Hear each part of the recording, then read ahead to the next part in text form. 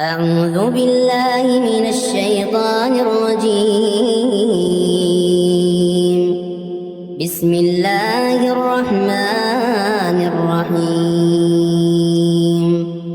الحمد لله الذي أنزل على عبده الكتاب ولم يجعل له عوجا قيما لينذر بأسا شديدا من لدنه ويبشر المؤمنين الذين يعملون الصالحات أن لهم أجرا حسنا ماكثين فيه أبدا وينذر الذين قالوا اتخذ الله ولدا ما لهم به من علم ولا لآبائهم كبرت كلمة تخرج من أفواههم إن يقولون إلا كذبا فلعلك باخع نفسك على آثارهم إن لم يؤمنوا بهذا الحديث أسفا إنا جعلنا ما على الأرض زينة لها لنبلوهم أيهم أحسن عملا وإنا لجاعلون ما عليها صعيدا جرزا أم حسبت أن أصحاب الكهف والرقيم كانوا من آياتنا عجبا إذ أوى الفتية إلى الكهف فقالوا ربنا آتنا من لدنك رحمة وهيئ لنا من أمرنا رشدا وضربنا على آذانهم في الكهف سنين عددا ثم بعثناهم لنعلم أي الحزبين أحصى لما لبثوا أمدا نحن نقص عليك نبأهم بالحق إنهم فتية آمنوا بربهم وزدناهم هدى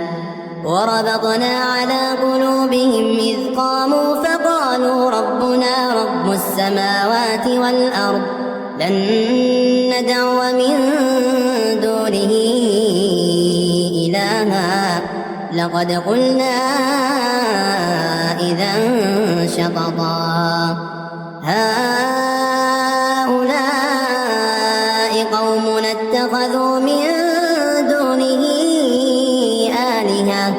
لولا يأتون عليهم بسلطان بين فمن أظلم ممن افترى على الله كذبا وإذ اعتزلتموهم وما يعبدون إلا الله فأووا إلى الكهف ينشر لكم ربكم من رحمته ويهيئ لكم من أمركم مرفقا وترى الشمس إذا طلعت تزاور عن كهفهم ذات اليمين وإذا غربت تقرضهم ذات الشمال وهم في فجوة منه ذلك من آيات الله من يهد الله فهو المهتد ومن يضلل فلن تجد له وليا مرشدا وتحسبهم أيقاظا وهم رقود ونقلبهم ذات اليمين وذات الشمال وكلبهم باسق ذراعيه بالوصيد لو اطلعت عليهم لوليت منهم فرارا ولملئت منهم رعبا وكذلك بعثناهم ليتساءلوا بينهم قال قائل منهم كم لبثتم قالوا لبثنا يوما أو بعض يوم قالوا ربكم أعلم بما لبثتم فابعثوا أحدكم بورقكم هذه إلى المدينة فلينظر أيها أزكى طعاما فليأتكم برزق منه وليتلطف ولا يشعرن بكم أحدا إنهم إن يظهروا عليكم يرجموكم أو يعيدوكم في ملتهم ولن تفلحوا إذا أبدا وكذلك أعثرنا عليهم ليعلموا أن وعد الله حق وأن الساعة لا ريب فيها إذ يتنازعون بينهم أمرهم فقالوا بنوا عليهم بنيانا ربهم أعلم بهم قال الذين غلبوا على أمرهم لنتخذن عليهم مسجدا سيقولون ثلاثة رابعهم كلبهم ويقولون خمسة سادسهم كلبهم رجما بالغيب ويقولون سبعة وثامنهم كلبهم قل ربي أعلم بعدتهم ما يعلمهم إلا قليل فلا تمار فيهم إلا مراء ظاهرا ولا تستفت فيهم منهم أحدا ولا تقولن لشيء إني فاعل ذلك غدا إلا أن يشاء الله واذكر ربك إذا نسيت وقل عسى أن يهديني ربي لأقرب من هذا رشدا ولبثوا في كهفهم 300 سنين وازدادوا 9 قل الله أعلم بما لبثوا له غيب السماوات والأرض أبصر به وأسمع ما لهم من دونه من ولي ولا يشرك في حكمه أحدا واتل ما أوحي إليك من كتاب ربك لا مبدل لكلماته ولن تجد من دونه ملتحدا واصبر نفسك مع الذين يدعون ربهم بالغداة والعشي يريدون وجهه ولا تعد عيناك عنهم تريد زينة الحياة الدنيا ولا تطع من أغفلنا قلبه عن ذكرنا واتبع هواه وكان أمره فرطا وقل الحق من ربكم فمن شاء فليؤمن ومن شاء فليكفر إنا أعتدنا للظالمين نارا أحاط بهم سرادقها وإن يستغيثوا يغاثوا بماء كالمهل يشوي الوجوه بئس الشراب وساءت مرتفقا إن الذين آمنوا وعملوا الصالحات إنا لا نضيع أجر من أحسن عملا أولئك لهم جنات عدن تجري من تحتهم الأنهار يحلون فيها من أساور من ذهب ويلبسون ثيابا خضرا من سندس واستبرق متكئين فيها على الأرائك نعم الثواب وحسنت مرتفقا.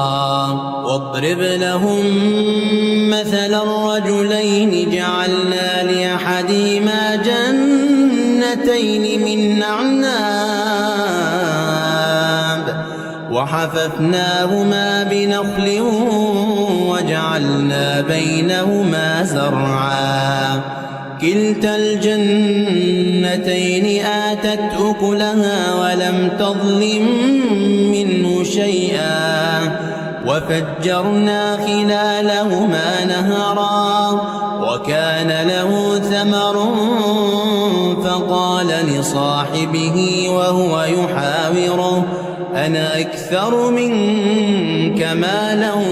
وأعز نفرا. ودخل جنته وهو ظالم لنفسه قال ما أظن أن تبيد هذه أبدا وما أظن الساعة قائمة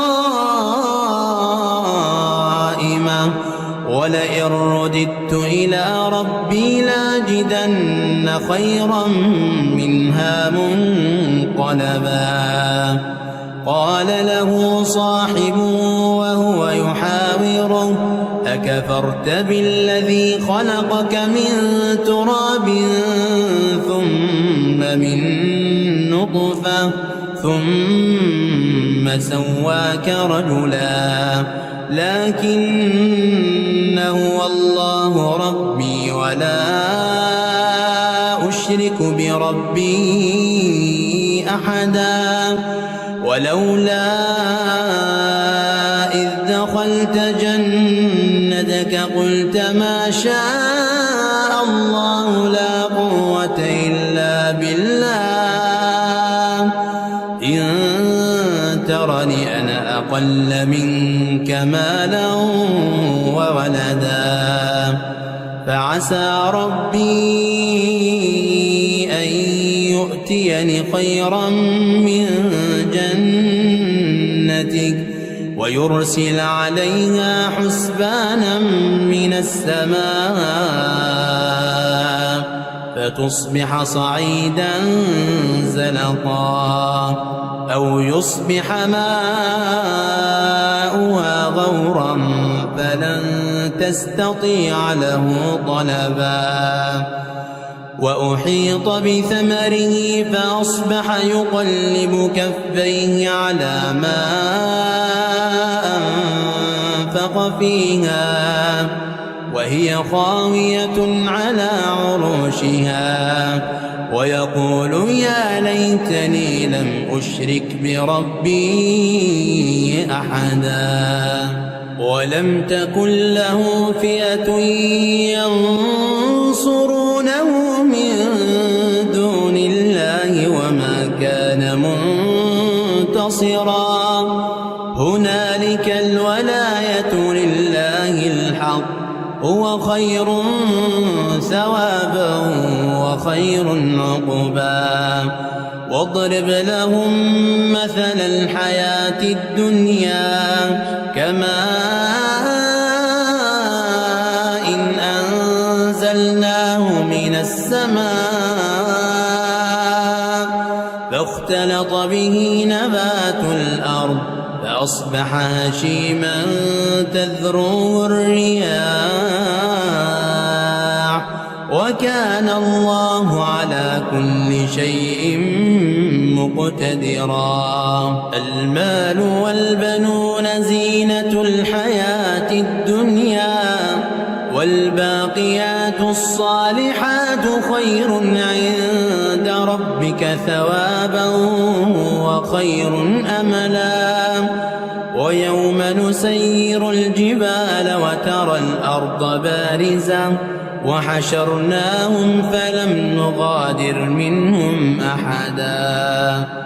وعرضوا على ربك صفا لقد جئتمونا كما خلقناكم أول مرة بل زعمتم أن لن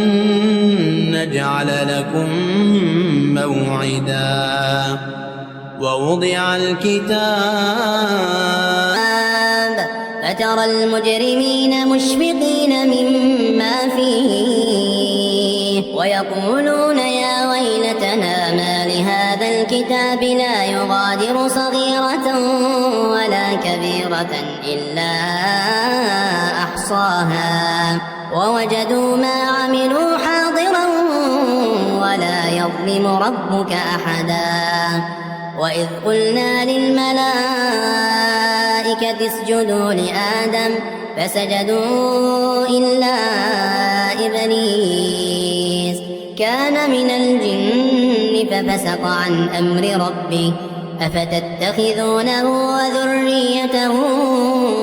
أولياء من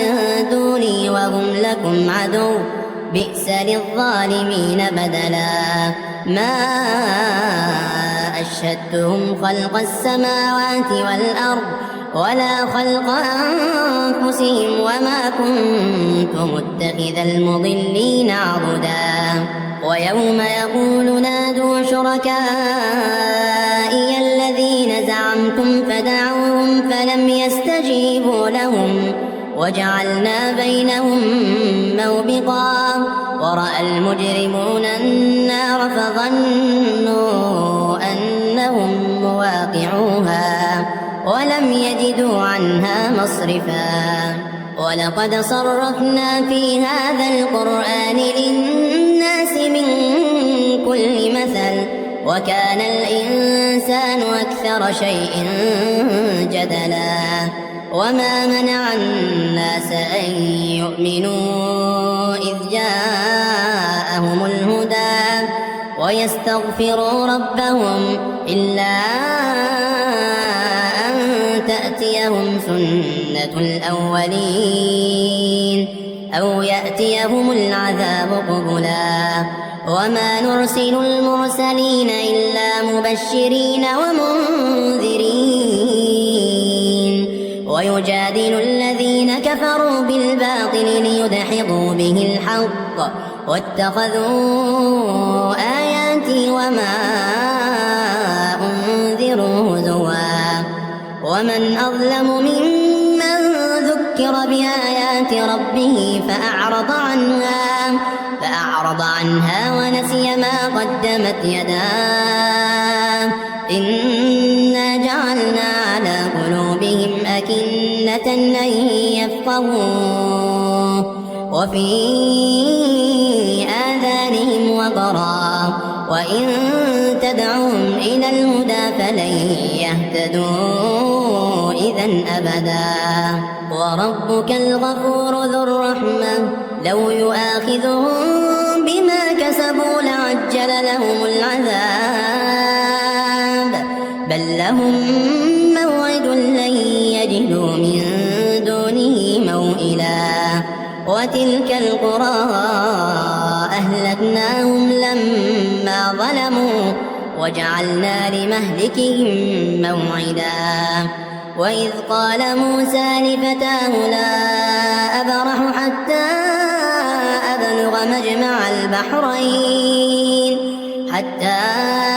أبلغ مجمع البحرين أو أمضي حقبا فلما بلغا مجمع بينهما نسيا حوتهما فاتخذ سبيله في البحر سربا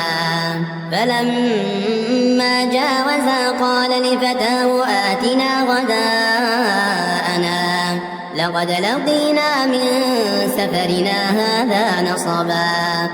قال أرأيت إذ ذوينا إلى الصخرة فإني نسيت الحوت وما أنسانيه إلا الشيطان أن أذكره واتخذ سبيله في البحر عجبا قال ذلك ما كنا نبغ فارتدا على آثارهما قصصا فوجدا عبدا من عبادنا آتيناه رحمة من عندنا وعلمناه من لدنا علما. قال له موسى هل أتبعك على أن تعلمني مما علمت رشدا؟ قال إنك لن تستطيع معي صبرا وكيف تصبر على ما لم تحط به خبرا. قال ستجدني إن شاء الله صابرا ولا أعصي لك أمرا. قال فإن اتبعتني فلا تسألني عن شيء حتى أحدث لك منه ذكرا. فانطلقا حتى إذا ركبا في السفينة خرقها قال أخرقتها لتغرق أهلها لقد جئت شيئا إمرا. قال ألم أقل إنك لن تستطيع معي صبرا. قال لا تؤاخذني بما نسيت ولا ترهقني من أمري عسرا. فانطلقا حتى إذا لقيا غلاما فقتله. قال قتلت نفسا زكية بغير نفس لقد جئت شيئا نكرا. قال ألم أقل لك إنك لن تستطيع معي صبرا. قال إن سألتك عن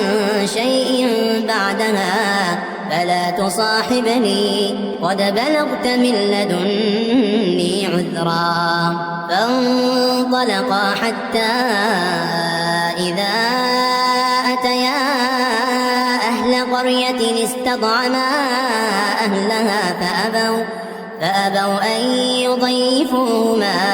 فوجدا فيها جدارا يريد أن ينقض فأقامه. قال لو شئت لاتخذت عليه أجرا. قال هذا فراق بيني وبينك سأنبئك بتأويل ما لم تستطع عليه صبرا. أما السفينة فكانت لمساكين يعملون في البحر فأردت أن أعيبها وكان وراءهم ملك يأخذ كل سفينة غصبا. وأما الغلام فكان أبواه مؤمنين فخشينا أن يرهقهما طغيانا وكفرا فأردنا أن يبدلهما ربهما خيرا منه زكاة وأقرب رحما. وأما الجدار فكان لغلامين يتيمين في المدينة وكان تحته كنز لهما وكان أبوهما صالحا فأراد ربك أن يبلغا أشدهما ويستخرجا كنزهما رحمة من ربك وما فعلته عن أمري ذلك تأويل ما لم تسطع عليه صبرا. ويسألونك عن ذي القرنين قل سأتلو عليكم منه ذكرا. إنا مكنا له في الأرض وآتيناه من كل شيء سببا فأتبع سببا حتى إذا بلغ مغرب الشمس وجدها تغرب في عين حمئة ووجد عندها قوما قلنا يا ذا القرنين إما أن تعذب وإما أن تتخذ فيهم حسنا. قال أما من ظلم فسوف نعذبه ثم يرد إلى ربه فيعذبه عذابا نكرا. وأما من آمن وعمل صالحا فله جزاء الحسنى وسنقول له من أمرنا يسرا ثم أتبع سببا حتى إذا بلغ مطلع الشمس وجدها تطلع على قوم لم نجعل لهم من دونها سترا كذلك وقد أحطنا بما لديه خبرا ثم أتبع سببا حتى إذا بلغ بين السدين وجد من دونهما قوما لا يكادون يفقهون قولا قالوا يا ذا القرنين إن يأجوج ومأجوج مفسدون في الأرض فهل نجعل لك خرجا على أن تجعل بيننا وبينهم سدا قال ما مكني فيه ربي خير فأعينوني بقوة أجعل بينكم وبينهم ردما آتوني زبر الحديد حتى إذا ساوى بين الصدفين قال انفخوا حتى إذا جعله نارا قال آتوني أفرغ عليه قطرا فما استطاعوا أن يظهروا وما استطاعوا له نقبا قال هذا رحمة من ربي فإذا جاء وعد ربي جعله دكاء وكان وعد ربي حقا وتركنا بعضهم يومئذ يموج في بعض ونفخ بالصور فجمعناهم جمعا وعرضنا جهنم يومئذ للكافرين عرضا الذين كانت أعينهم في غطاء عن ذكري وكانوا لا يستطيعون سمعا أفحسب الذين كفروا أن يتخذوا عبادي من دوني أولياء إنا أعتدنا جهنم للكافرين نزلا قل هل ننبئكم بالأخسرين أعمالا الذين ضل سعيهم في الحياة الدنيا وهم يحسبون أنهم يحسنون صنعا أولئك الذين كفروا بآيات ربهم ولقائه فحبطت أعمالهم فلا نقيم لهم يوم القيامة وزنا ذلك جزاؤهم جهنم بما كفروا واتخذوا آياتي ورسلي هزوا إن الذين آمنوا وعملوا الصالحات كانت لهم جنات الفردوس نزلا خالدين فيها لا يبغون عنها حولا قل لو كان البحر مدادا لكلمات ربي لنفد البحر قبل أن تنفد كلمات ربي ولو جئنا بمثله مددا قل إنما أنا بشر مثلكم يوحى إلي أنما إلهكم إله واحد فمن كان يرجو لقاء ربه فليعمل عملا صالحا ولا يشرك بعبادة ربه